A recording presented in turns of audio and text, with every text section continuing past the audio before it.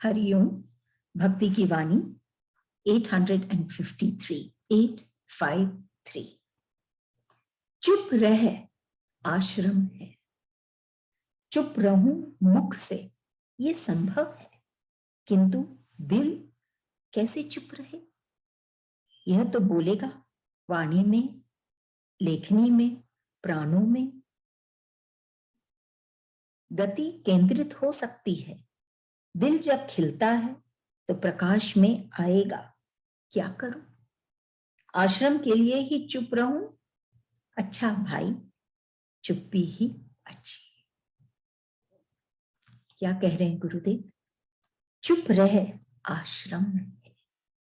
कि संसार में जो हम देखते हैं, दुनिया में आश्रम बने रहते हैं जहां लोग विश्राम ले सकते हैं,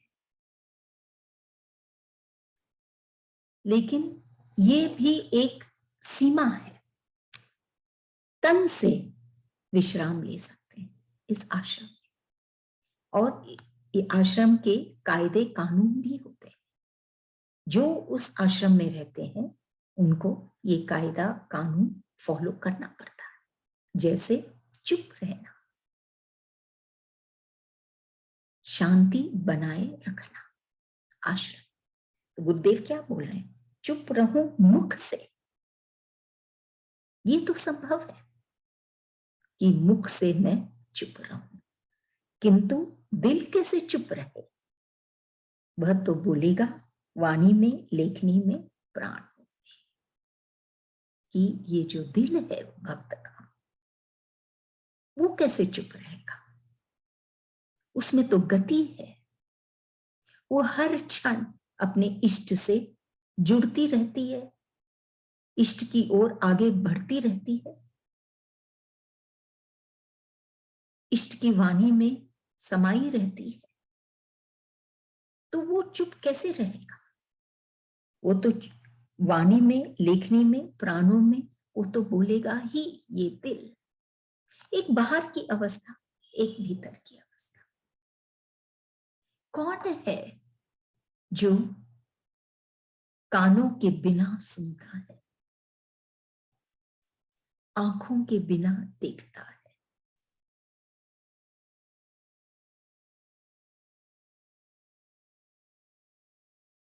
मुख के बिना बोलता है? ऐसे भी कोई है? बस यही अंतर है एक भक्त में और एक अन्य जन में। जो संत है, जो भक्त है, वो भीतर की आंखों से देखता है, कानों से सुनता है, क्योंकि वो भीतर की बातें सुनता है। तो भीतर में कान नहीं दिखते हैं, या शायद होते नहीं, फिर भी वो सुनता है। आंखें होती नहीं, फिर भी वो देखता है अपने इष्ट को। ऐसा है ये संत, जिसकी न कोई संकल्प है, न कोई विकल्प है, वही संत। ऐसे जन का दिल कभी भी चुप नहीं रहता। वो तो जैसे इसमें गुरुदेव लिखे हैं, वाणी से, लेखनी में लिखता ही रहता है, उनके दिल पे खुदता ही रहता है खुदा का नाम, बोलता ही रहता है बिना मुख के। हो सकता है वो वाणी भी मौन की हो, मौन में हो। तो चुप रहो मुख से ये संभव है, किंतु दिल कैसे चुप रहे? वो तो अपने इष्ट की ओर बढ़ता जा रहा है, वो कैसे चुप रहे? गतिशील है। गति केंद्रित हो सकती है, जब दिल जब खिलता है तो प्रकाश में आएगा। क्या करूं कि जो ये गति है, इसको हम केंद्रित कर सकते हैं कि गति में स्थिति, स्थित होना, ये पॉसिबल है। बल्कि जब गति में हम स्थित होते हैं तब उसमें जो जुनून है वो कुछ और ही बात है। तो गति को तो हम केंद्रित कर सकते हैं कि चल रहे हैं, गति है, लेकिन फिर भी स्थित है, प्रतिष्ठित है। किंतु दिल जब खिलता है तो प्रकाश में आएगा, क्या करूं। लेकिन ये जो दिल है वो जब खिलता है अपने इष्ट के साथ, इष्ट के मिलन के साथ, जब ये दिल खिलता है तो प्रकाश में आएगा। जैसे वो फूल खिलता है वो प्रकाश में आ जाता है, दिखने लग जाता है। मैं क्या करूं, मैं मुख से चुप हो सकता हूं, वो भक्त कहता है, मुख से मैं चुप हो सकता हूं, मेरी गति को भी मैं केंद्रित कर सकता हूं, लेकिन ये जो दिल खिल रहा है उसको मैं चुप कैसे करूं। और कैसे वो प्रकाश में नहीं आएगा, आएगा जरूर, क्योंकि खिल रहा है। फूल खिलेगा तो प्रकाश में आएगा, दिखेगा, और शायद वो प्रकाश के कारण ही खिला, उससे जुड़कर ही खिला है। आश्रम के लिए ही चुप रहूं, अच्छा भाई, चुप्पी ही अच्छी, ठीक है। वो चुप रह सकता है वो भक्त मुख से, लेकिन उसका दिल हमेशा कुछ बोलता ही रहता है अपने इष्ट से, वो चुप नहीं हो सकता। इष्ट जो समाया है उसमें, तो वो वाणी से, चाहे वो कोई कुछ लिख कर उसके दिल में खुद कर, या प्राणों में, ये प्राण चल रहे हैं तो यही बात समझा रहे हैं कि ईश्वर है। ये दिल बोलता है, ये प्राण बोलते हैं कि ईश्वर है, तभी चल रहे हैं, तभी गति है। बहुत सुंदर वाणी है, गुरुदेव समझाना चाह रहे हैं कि मौन होना मुख से या जरूरी है, या दिल में जो हलचल है, बेचैनी है, उससे मौन होके गतिशील होना,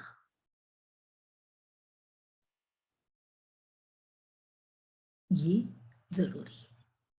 मुख से फिर भी वो चुप हो जाए, लेकिन मौन भीतर में दो अवस्था, एक जब संसार को भीतर में लेता है फिर वो बोलता है उसका दिल, और एक भक्ति में जब वो अपने इष्ट के साथ जुड़ता है तब उसका दिल खिलता है और प्रकाश में आता है। और जब वो संसार के साथ जुड़ता है तो उसका दिल मुरझा जाता है।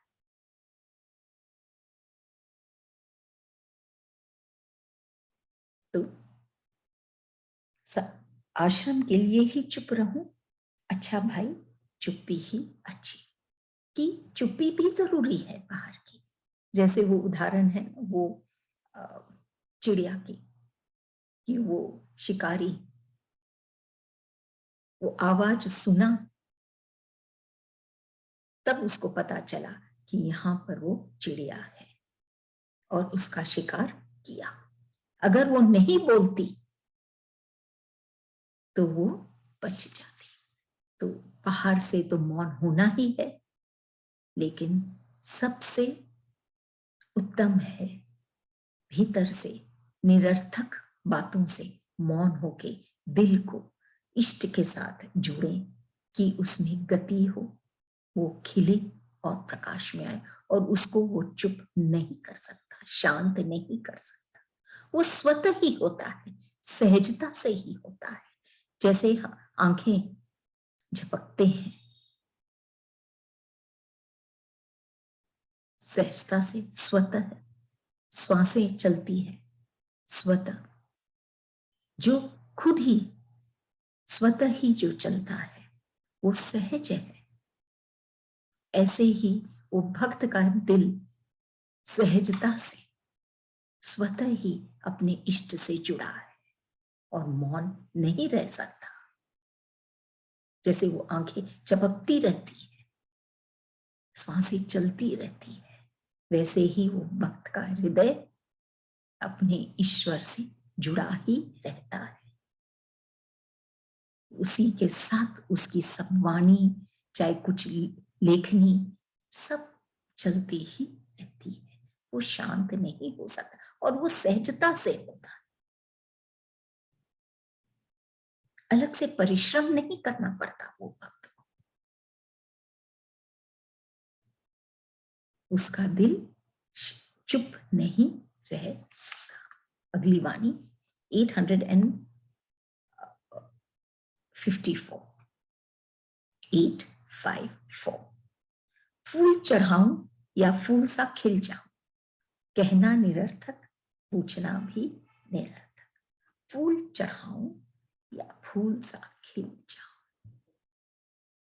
वो भंवरा भी कमल के फूल का आस्वादन लेना चाहता है, लेकिन वो कमल को खिला नहीं सकता। वो अमृत ग्रहण करना चाहता है, लेकिन वो फूल को खिला नहीं सकता अमृत ग्रहण करने।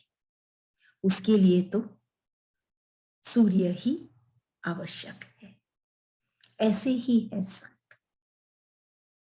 संत जब आते हैं जीवन में, जैसे वो सूर्य कमल में के ऊपर, तब जाके वो भक्त खिलता है, वो अमृत पाता है।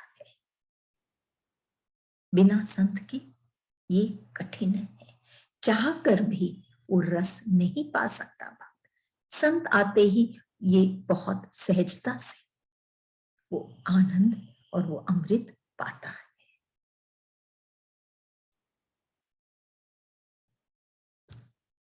जब तक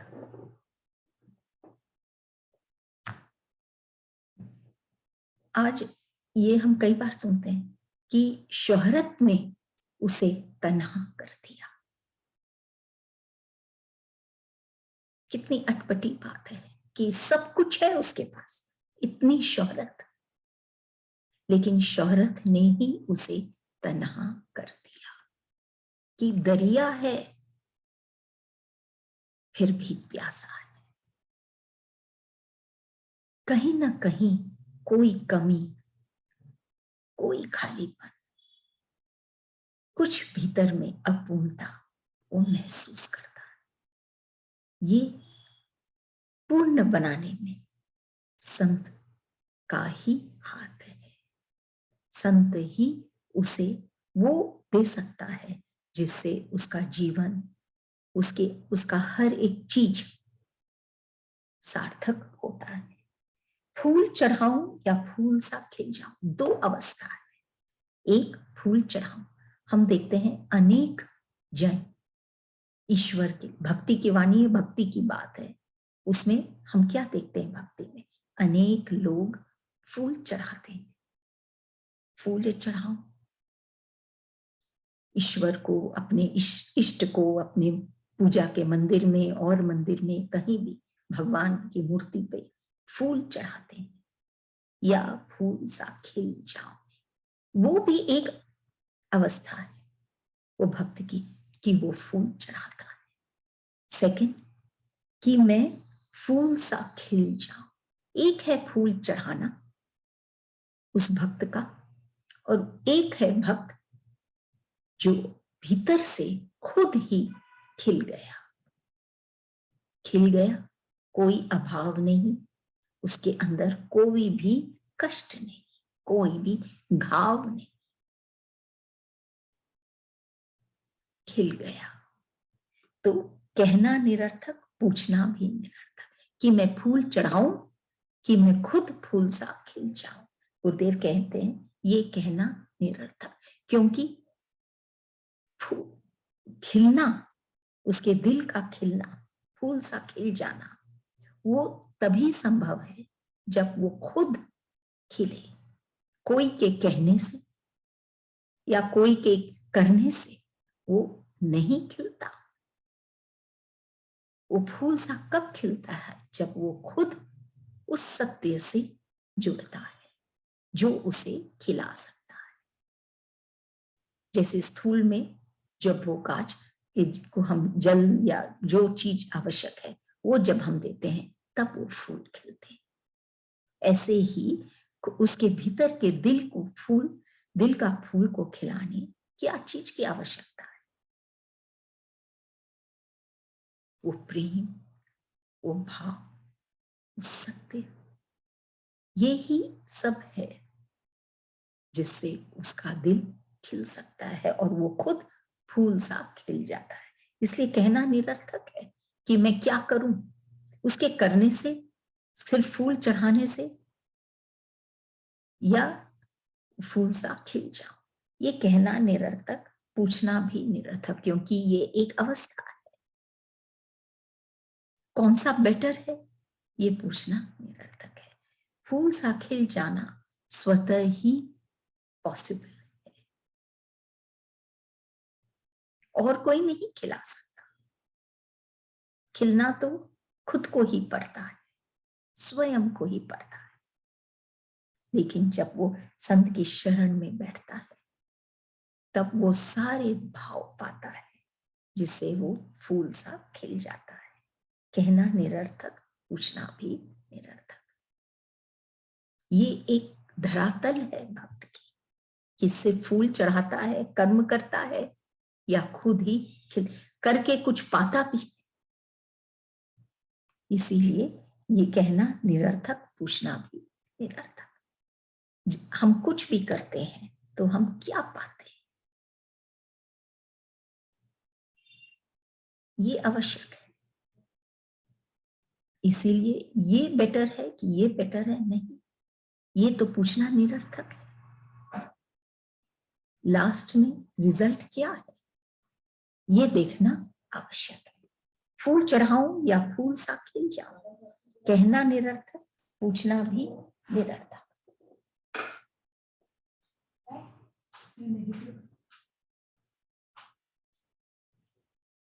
अगली वाणी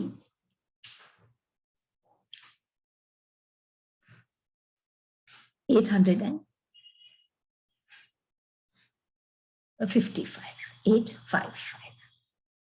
चैन से वंशी बजी, दिल की कलियां सजी। चैन से वंशी बजी, दिल की कलियां खिली। कब चैन पाया वो भक्त तब चैन पाया जब वो ईश्वर को कर्ता माना। बहुत इंपॉर्टेंट, क्या कहें, महत्वपूर्ण एक विषय है, खुद को कर्ता मानना या ईश्वर को। कहना इजी है कि ईश्वर ही सब कुछ करते हैं, लेकिन इस पर कितने जन इस पर जीते हैं,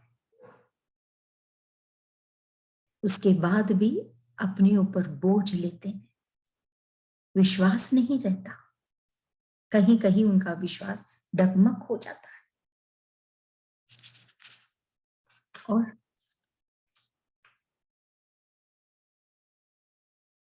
उस कर्तापन के बोझ से बोझिल हो जाते हैं।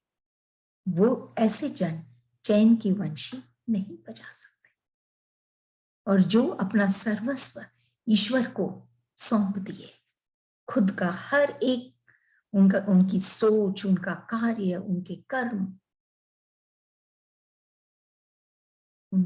उनका जीवन, जब वो ईश्वर पर या एक संत गुरु के चरणों में जब वो अर्पित कर दिए, समर्पित कर दिए, ऐसे जन चैन की वंशी बजाते हैं।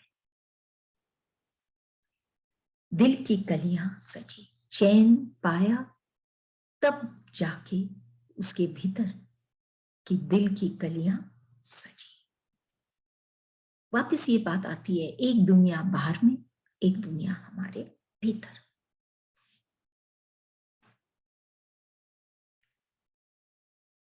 भगवान सुंदर और सुगंधित फूल, हम अक्सर सुनते हैं कि भगवान सुंदर और सुगंधित फूल चुनता है। भक्ति से सुंदर और सुगंधित, औरों के लिए जो करता है सुगंधित,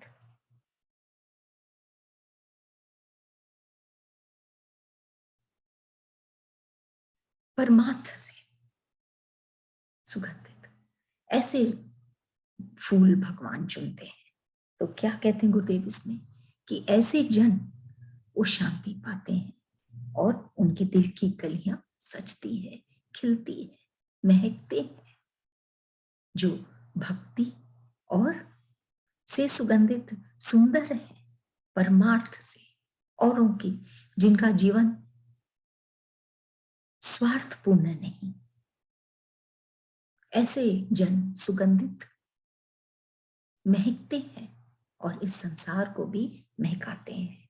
ऐसे जन के दिल की कलियां खिलती हैं, जो भीतर में वो सजते हैं, सुंदर खिलती है उनकी दिल की कलियां। ये बात तो समझ में आ गया है कि हमारे भीतर भी, हमारे दिल में, हृदय में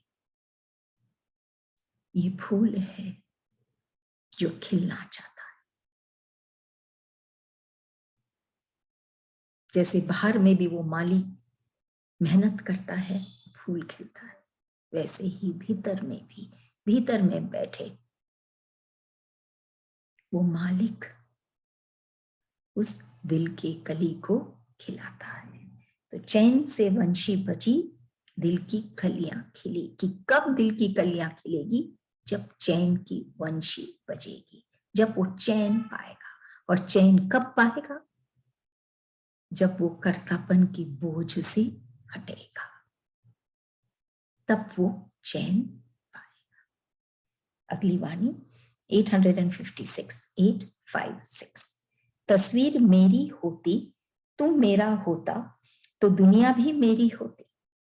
तस्वीर प्रकृति की, तू सबका, और दुनिया दो नीति की। क्या कह रहे हैं गुरुदेव इस वाणी में? तस्वीर मेरी होती, तू मेरा होता, तो दुनिया भी मेरी होती। कि तस्वीर मेरी होती, कि तुम्हारे हृदय में अंकित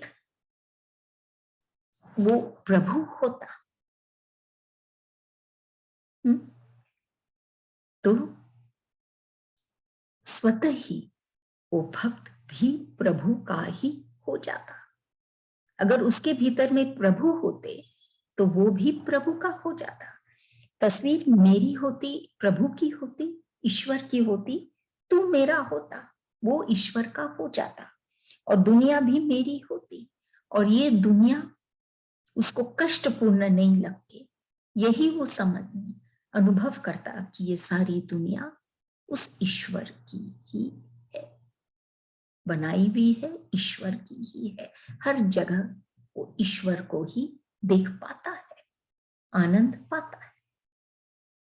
तो ये एक भाव है कि तुम, तेरे भीतर मेरी छवि, तो तुम मेरा होता और ये दुनिया भी मेरी होती तेरे लिए। लेकिन क्या होता है, तस्वीर प्रकृति की, कि उसके भीतर में ईश्वर नहीं बल्कि ये पूरा संसार बसा हुआ है, उसी की तस्वीर है उसके अंदर। तो तस्वीर प्रकृति की, तू सबका, वो ईश्वर का बना नहीं, क्योंकि उसके भीतर में ईश्वर खुदा हुआ नहीं, तो ईश्वर का हुआ नहीं। और संसार का हुआ तू सबका, क्योंकि उसके भीतर संसार ही है, उसके घर परिवार और अन्य लोग, तू सबका। और दुनिया दो नीति की, कि उस दुनिया भी दो नीति, टू साइड्स, बाहर से कुछ और, भीतर से कुछ और सोचते हैं, कुछ और करते हैं, कुछ और कहते हैं, हर जगह दो नीति। जो ईश्वर का है उसकी एक ही नीति, एक ही ईश्वर, एक ही बात, एक ही बात, दो बात है ही नहीं। लेकिन जो दुनिया का हो गया, तू सबका दुनिया का, और तेरे भीतर भी दुनिया ही अंकित है, तो ये दुनिया भी तेरे लिए दो नीति की, कभी खुशी कभी गम, दो नीति। जो करना चाहते हैं दिल से, करते और कुछ, दिल अलग और बाहर का कार्य अलग, भिन्न, दो नीति, धोखा, ऐसा हो गया है उसका जीवन।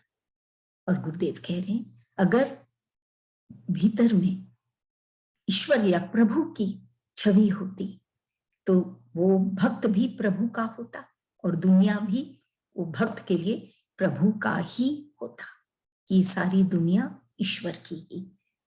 अब दो नीति की दुनिया है, वो सबका है, न कि ईश्वर का, और उसके भीतर ईश्वर की छवि नहीं बल्कि ये संसार बसा हुआ है। बहुत विडंबना की बात है।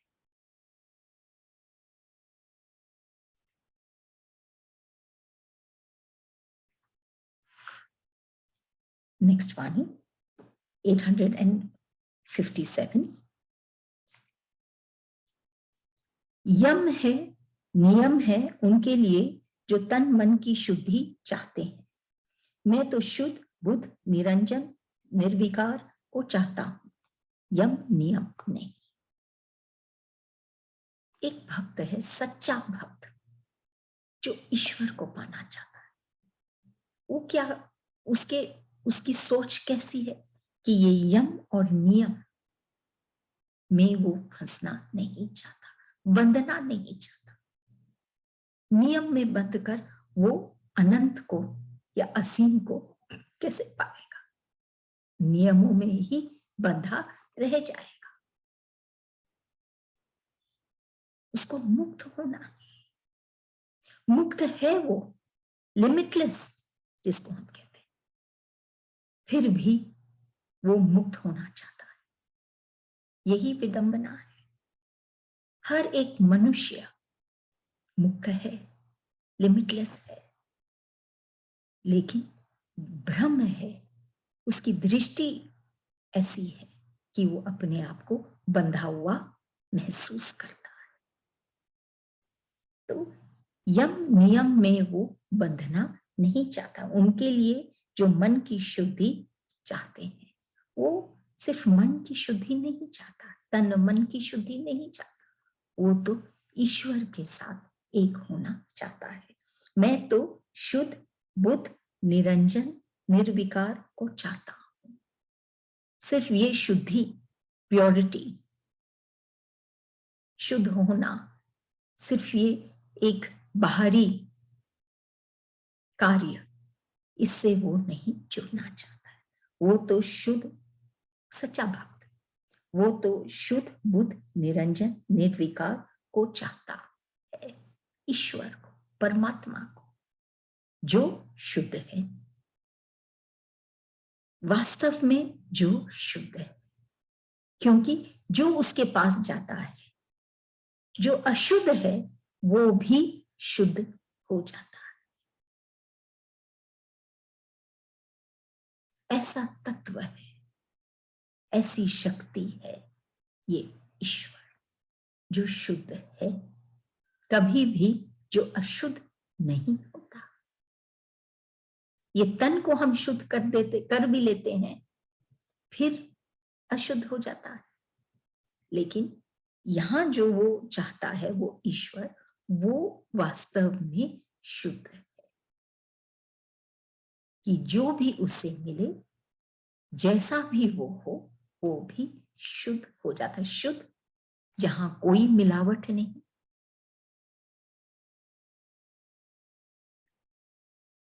एकदम प्योर, अपने स्वरूप में जो वो है, बिना मिलावट के। तो वो शुद्ध जो परमात्मा है, वो तो उसको चाहता है। सेकंड यहां लिखे गुरुदेव, बुद्ध की ऐसे ईश्वर की जब वो आराधना करता है तो वो भी, वो बुद्ध, वो प्रकाश पाता है कि अपने आप को जाने।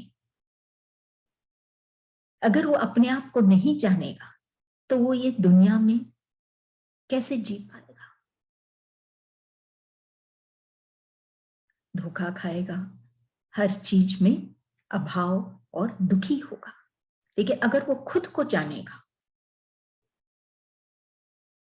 तो वो सहजता से संसार में जी पाएगा, क्योंकि वो अपनी शक्ति, अपना बल सबको वो जान जाएगा। तो जो ईश्वर के पास है वो भी वो पाएगा। बुद्ध, वो प्रकाश, निरंजन परमात्मा, जो जिसका कोई, जिसके अंदर कोई दुर्गुण नहीं, निर्गुण, निरंजन, ऐसा ईश्वर को वो चाहता है। चाहने से वो खुद वैसा बन जाता है। शुद्ध, बुद्ध और निरंजन, इसमें निर्विकार, कोई ऐसे विकार नहीं, गुण दोष नहीं। ऐसे जो परमात्मा है, ऐसे परमात्मा को वो भक्त चाहता है। और चाहता है तो ये सब कुछ वो खुद अनुभव करता है, पाता है। यम नियम नहीं, ये नियम से वो ब्रेक करना चाहता है। इस तन, मन, इन सब के जो नियम है, इनसे हटकर वो ईश्वर से जुड़ना चाहता है। यहां तो सिर्फ बातें हैं, हो सकता है क्षण भर के लिए कुछ खुशी, लेकिन वो वास्तव में आनंद में जीना चाहता है। तो यम है, नियम है उनके लिए जो तन मन की शुद्धि चाहते हैं। सिर्फ इस तन को, इस मन को जो शुद्ध करना चाहते हैं, वो ये नियम में जीते हैं, यम और नियम में। लेकिन मैं तो शुद्ध, बुद्ध, निरंजन, निर्विकार को चाहता हूं, यम नियम नहीं। एकदम क्लियर, क्लैरिटी है उस भक्त में कि वो इन नियमों में नहीं फंसना चाहता, वो उस सागर तक पहुंचना चाहता है, वो उस ईश्वर तक पहुंचना चाहता है जो असीम है, अनंत है, ताकि वो भी शुद्ध, बुद्ध, निर्विकार और निरंजन बने ईश्वर की